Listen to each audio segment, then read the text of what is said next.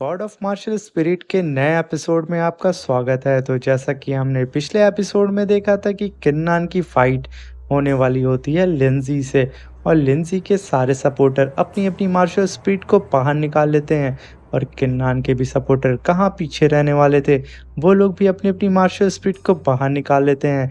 और यहाँ पे इन लोगों के बीच में काफ़ी भयानक कॉम्बैक्ट होने वाला होता है। इसलिए लिंजी को ज़रा सा भी बर्दाश्त नहीं होता है कि किन्नान इस कंपटीशन को कैसे जीत सकता है और उसके पास सारे के सारे असुरास टोकन्स कैसे आ सकते हैं। इसलिए वो किन्नान को चैलेंज कर देता है। अब आगे तो इस एपिसोड में दिखाया जाता है ये दोनों ग्रुप आपस में फाइट करने ही वाले होते हैं। तभी होस्ट इन लोग के बीच में आ जाते हैं और होस्ट कहते हैं कि जैसा कि किन्नान इस फाइट को जीत चुका है, तो तुम लोग आपस में बेवजह फाइट करके यहाँ का माहौल मत खराब करो। ये कह कर के होस्ट वहाँ पे आगे बढ़ने लगते हैं और अपनी एनर्जी से उन सब की मार्शल स्पिरिट को वहाँ डिस्ट्रॉय कर देते हैं। और वहाँ पे सब के सब वहाँ पे शांत होकर के खड़े हो जाते हैं, एक छोटे बच्चों की तरह। और तभी किन्नान आगे बढ़ता है और कहता है, लिंसी, बेवजह हमें और लोगों को अपनी आपस की फाइट में इन्वॉल्व नहीं करना चाहिए।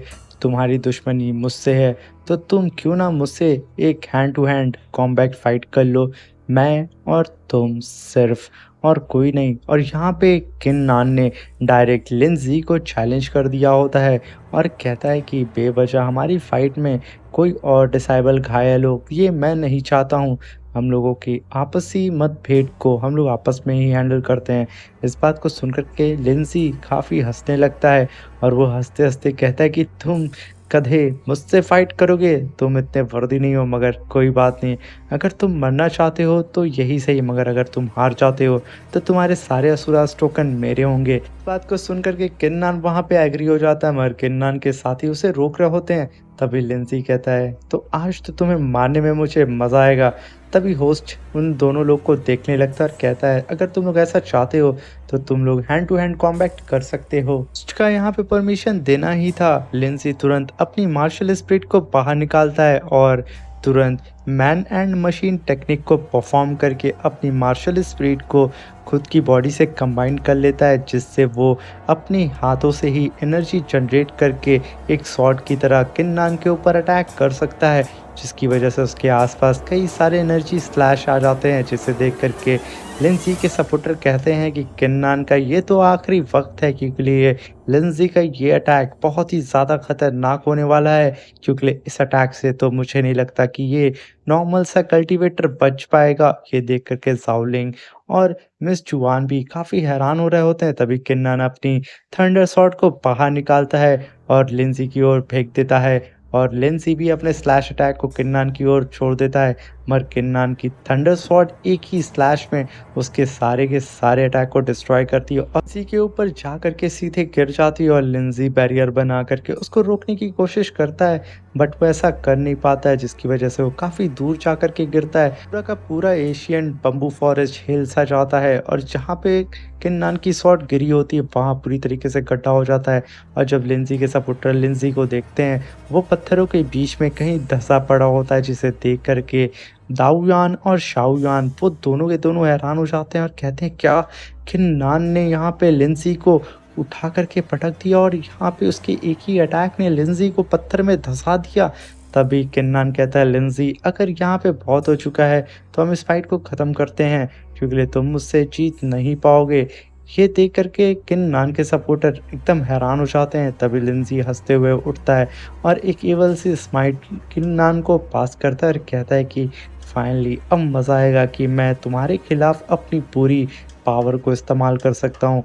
और यहाँ होस्ट भी काफ़ी हैरान होते हैं कि यहाँ पे किन्नान ने कैसे लिंजी के उस स्लैश अटैक को होल्ड कर दिया था। तभी लिंजी अपनी प्रीम फिस्ट टेक्निक को समन करता है और किन्नान से कॉम्बैट फाइट करने के लिए उसकी ओर आगे बढ़ने जाता है, जिसे देख करके होस्ट कहता है, ये टेक्निक बहुत ही ज़्यादा पावरफुल है, मुझे नहीं लगता कि किन्नान इस टेक्निक को रोक पाएगा। मगर किन्नान उसके सारे अटैक को बहुत ही नॉर्मल तरीके से डॉज करता है। यहाँ पे लिंजी अपनी सुप्रीम फिस्ट टेक्निक को परफॉर्म करके किन्नान के ऊपर अटैक कर रहा होता है। किन्नान लिंजी के खिलाफ सिर्फ अपनी नॉर्मल सी मार्शल आर्ट टेक्निक को परफॉर्म कर रहा होता है, जो कि सबसे बेसिक सी मार्शल आर्ट टेक्निक होती है और यहाँ पे लिंजी को जब जब किन्नन उसके अटैक को ब्लॉक करता है, पूरा का पूरा बम्बू फॉरेस्ट वहाँ पे टूटने लगता है और लिंजी के सपोर्टर ये देख के कहते हैं, क्या यहाँ पे किन्नन सिर्फ अपनी नॉर्मल सी मार्शल आर्ट टेक्निक को परफॉर्म करके यहाँ पे लिंजी के इतने खतरनाक सुप्रीम फिस्ट को ब्लॉक कर पा रहा, आखिर कैसे? जाओलिंग और मिस चू वान वो सब एकदम हैरान हो रहे होते हैं और यहाँ पे किन्नन लिंजी को बड़े मज़े से हैंडल कर रहा होता है, जैसे कि वो एक छोटे से बच्चे से फाइट कर रहा हो।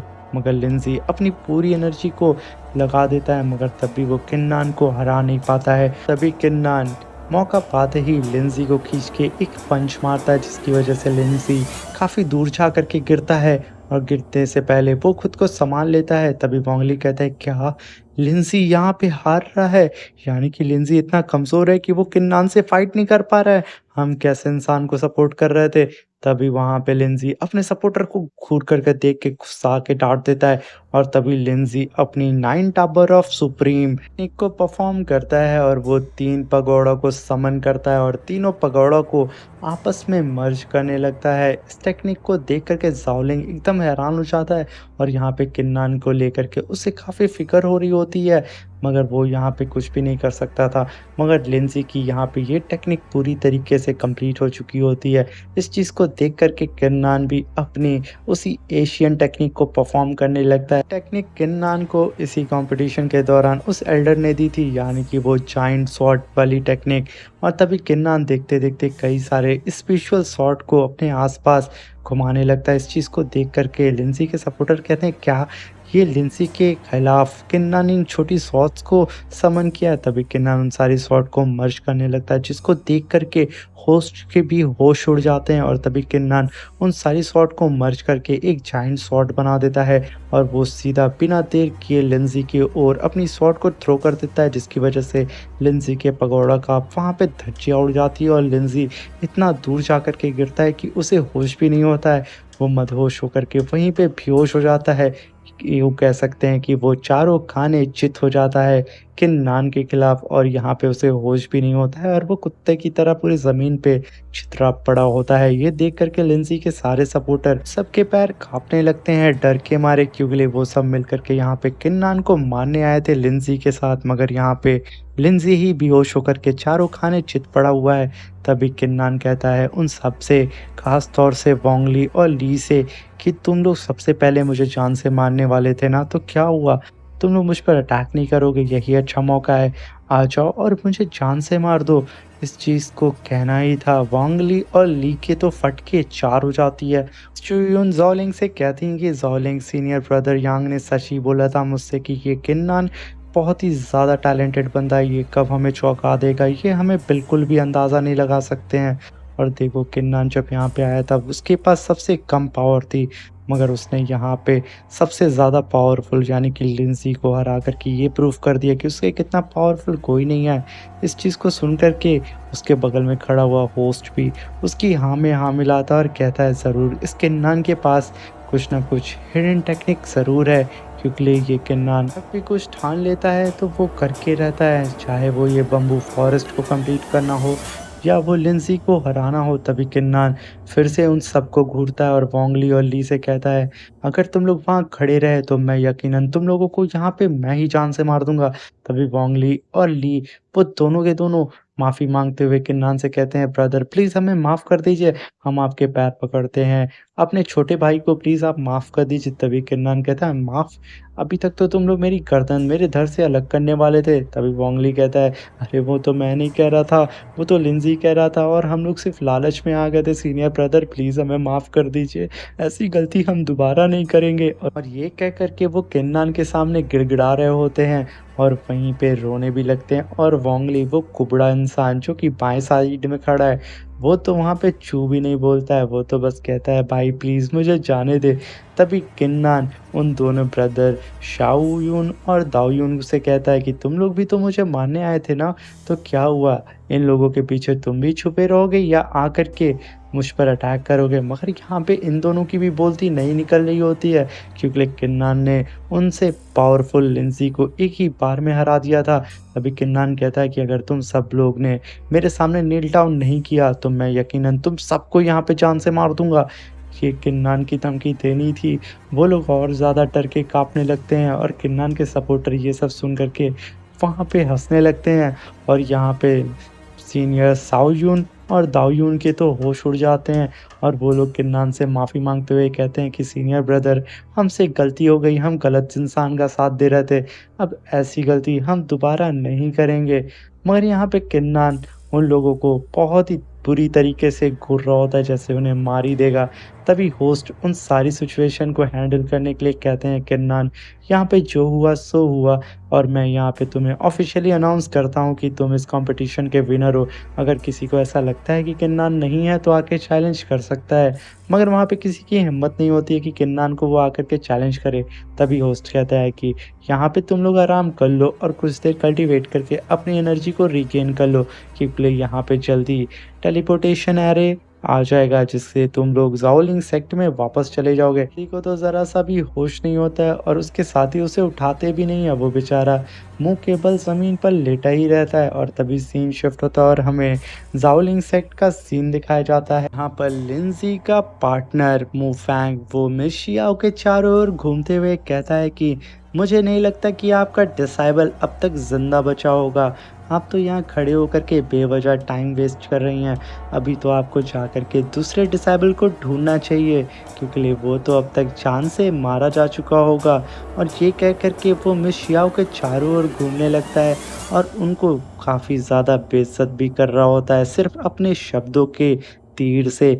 मगर यहाँ पे मिस शियाओ चुपचाप होती हैं और वो किन्नान का वेट कर रही होती है और उन्हें ये भरोसा होता है कि किन्नान कंपटीशन को भले ही जीत ना पाए मगर इस कंपटीशन में उसे कोई जान से नहीं मार सकता है, क्योंकि किन्नान अगर कुछ ठान लेता है तो वो पूरा करके रहता है। मगर यहाँ पे मिस शियाओ शांत रहती हैं और मू फैंग का कोई भी रिप्लाई नहीं करती हैं और यहाँ पे मू फैंग अभी भी मिस शियाओ को बेइज्जत कर रहा होता है। और तभी उन लोग के बीच में उस एरिना का होस्ट कहता है कि तुम दोनों शांत हो जाओ और मुझे नहीं लगता कि किन्नान इतनी सी कल्टीवेशन लेकर के इस फाइट में सरवाइव कर पाया होगा। अगर वो जीत भी जाता है तो मैं उसे पर्सनली पनिश करने वाला हूँ, क्योंकि वो अपने सीनियर और अपने एल्डर्स की रिस्पेक्ट नहीं करता है। इस बात को सुन कर के मिस शियाओ कहती हैं कि आप इस चीज़ को कैसे कह सकते हैं, क्योंकि लिए जब किन्नान के साथ गलत व्यवहार हो रहा था तब आप लोग कहाँ थे? क्योंकि जब किन्नान के ऊपर सारे के सारे डिसेबल अटैक करने के लिए रेडी हो चुके थे, ख़ास तौर से लिंज़ी ने जब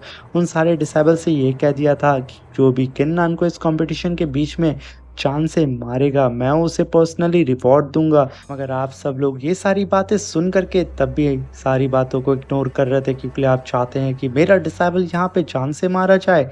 इस बात को सुन करके वू फैंग कहता है कि सीनियर सिस्टर आप गलत समझ रही हैं, हम लोग यहाँ पे आपके डिसेबल्स को जान से मारना नहीं चाहते हैं। और तभी मिस शियाओ कहती हैं तुम चुप हो जाओ मू फैंग, तुम कुछ ज़्यादा ही बोले। अगर मैं यहाँ पे कुछ बोल नहीं रही हूँ तो इसका मतलब ये नहीं है कि तुम मेरे सर पे खड़े होकर के नाचोगे, क्योंकि तुम जानते हो कि मैं कितनी ज़्यादा पावरफुल हूँ और तुम्हें चंद मिनटों में मार सकती हूँ। तभी मू फैंग कहता है उन एल्डर से, एल्डर आप देख रहे हैं कि सीनियर सिस्टर अपने एक छोटे से डिसेबल के लिए मेरे साथ कैसा व्यवहार कर रही हैं। ये सुन कर के वो होस्ट यानी कि एल्डर कहता है कि मिस शियाओ आप बेवजह मू फैंग को उल्टा सीधा कह रही हैं, क्योंकि किन्नान इतना वर्दी नहीं है कि वो इस कंपटीशन को जीत पाएगा और मुझे तो लगता है कि वो अब तक मारा जा चुका होगा। उसकी बात सुन कर के उसके आसपास खड़े हुए वो जूनियर एल्डर भी हंसने लगते हैं और कहते हैं सीनियर एल्डर आपने सच कहा, वो छोटा सा चीटी सा डिसेबल अब तक तो जान से मारा गया होगा। अगर बच जाता है तो आप तो यहाँ पे हैं उसे पनिशमेंट देने के लिए, क्योंकि उसने सबके सामने अपने सीनियर्स की बेइज्जती की थी। इस बात को सुन करके वो एल्डर कहता है कि मैं ज़रूर किन्नान को यहाँ पे सज़ा दूंगा और मुझे तो लगता नहीं है कि वो यहाँ पे ज़िंदा भी बचा होगा। ये कह करके वो लोग सब हंसने लगते हैं और मिस शियाओ वहाँ पे शांत खड़ी होती हैं और उन्हें ये भरोसा होता है कि किन्नान को यहाँ पे कुछ भी नहीं हुआ होगा। और यहाँ पे मिस शियाओ अकेले पड़ जाती हैं और वहाँ पे खड़े हुए सारे के सारे लोग मिशियाओ के खिलाफ हो जाते हैं और तभी हम देखते हैं ऊपर से आवाज़ आती है कि कौन है जो मेरे जूनियर ब्रदर को यहाँ पे हार्म करने की बात कर रहा है। ये इतना कहना था, तभी सब लोग ऊपर देखने लगते हैं और वहाँ पे सीनियर ब्रदर यांग आ जाते हैं और यहीं पे हमारा ये एपिसोड ख़त्म हो जाता है। मिलते हैं इसके नेक्स्ट एपिसोड में। वीडियो अच्छी लगी हो तो चैनल को लाइक शेयर सब्सक्राइब कर दें और प्लीज़ आपका एक लाइक एक सब्सक्राइब बहुत कीमती है मेरे लिए। और आजकल तो यार व्यू भी नहीं आ रहे, बहुत मेहनत लगती है एडिटिंग में मेरे भाइयों। प्लीज़ सपोर्ट करें, आपसे हम्बल रिक्वेस्ट है प्लीज़। अब मिलते हैं कल। Thank you, bye bye, take care.